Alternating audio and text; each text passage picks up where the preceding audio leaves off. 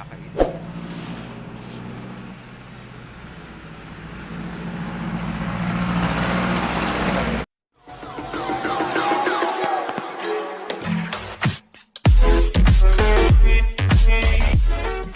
Yan. Kailangan nayusin ko yung face mask ko. Kasi, para pag may customer, hindi ako bad breath.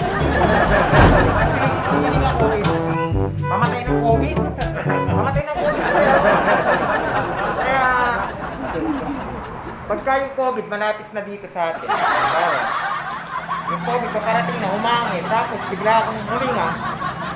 Ay, hindi pala. Pag bigla akong bumugaw, nagsalita, yung COVID papalapit pa lang, babaksakan na. Dahil sa bad breath. Kasi tatlong buwan akong hindi nagtutupras eh. So, ganun yung gawin nyo kung ayaw nyo magpa-COVID. Huwag kayong magpa-pras para malapit pa lang yung COVID sa inyo yung virus. Mamamatay na. Unti-unti lang babaksakan yung mga yun.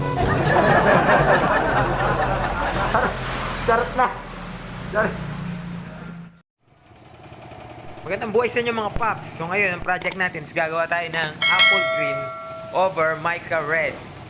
So, ituturo ko sa inyo paano natin gagawin yung yung over mica red na paint. O yung tinatawag na mga tricolor na paint, mga paps. So, syempre, magpa-primer muna tayo. Yun yung umpisa natin gagawin. So, pa-primer muna natin yung ating project ng ating surfacer na primer. Guess nyo? Siyempre, as usual, gaya ng dati, bago natin i-start yung paint natin, in-strip muna natin yung mga pairings bago natin binugaan ng surfacer na primer. Kasi, ang mangyayari pagka hindi natin ginawa yun, may tendency na mag-wrinkles o mag-bubbles yung mga old paint. So, sayang lang yung effort mga paps.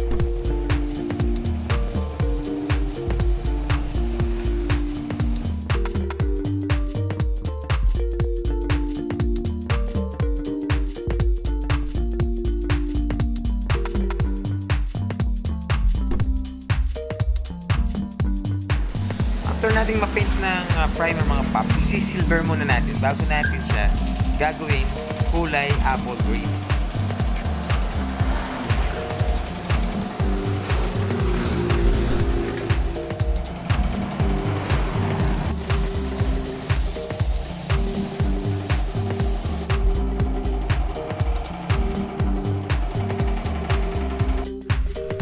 Ito na yung ating apple green na base color mga pops. So, bali, tinimplahan ko lang ito. So, gumamit ako dito ng tatlong klase ng kulay.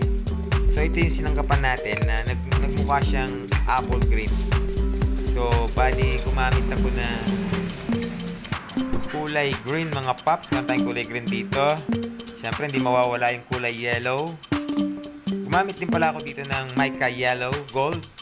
Mica gold o mica yellow, pwede. Meron pala pang-apat. Itong konting kulay na white para medyo mas light siyang lalabas. So, apat pala yung ginamit ko mga paps. Bali, green, yellow, mica yellow, tsaka white. So, yung apat na yan mga paps, yan ang ginamit natin na pinang-mix para makuha natin yung kulay apple green.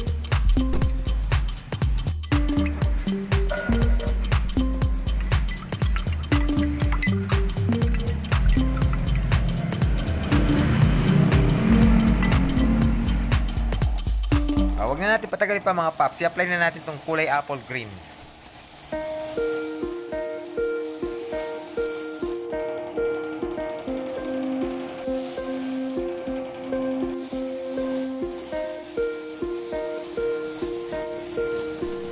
Bali, 3 to 4 coats mga paps ang pwede nating ipatong dito. So, mag-interval tayo every 15 minutes bago natin patungan para iwasan yung tumulo at ma-cure ng mabuti yung ating paint mga paps.